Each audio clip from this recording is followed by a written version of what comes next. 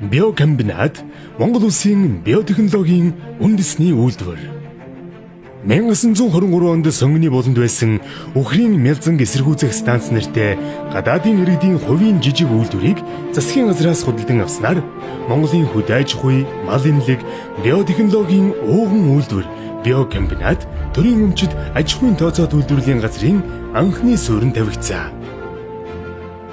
1973 он хүртэл Орос орны мэрэгжилтнүүдтэй манай үндэсний сэхэтэн боловсон хүчнүүд хамтран Монгол орны мас сүрэгт гарч байсан гоц халдварт ба халдварт өвчний эсрэг био бэлтгэлүүд үйлдвэрлэж малын халдварт олон өвчний гаралтыг эрс бууруулж хор хөнөөлийг багасгахад чухал үүрэг гүйцэтгэсэн.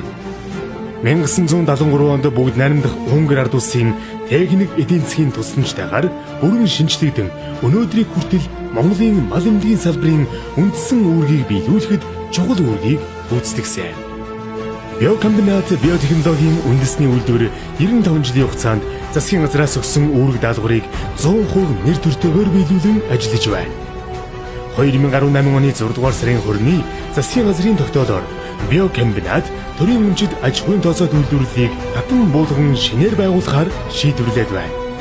Үүнтэй холбоотой Хүнс хөд аж ахуй хөнгөн үйлдвэрийн сайдын 2018 оны 7 дугаар сарын 31-ний өдрийн тушаалаар татан буулгах ажлын хэсэг ажиллаж байна.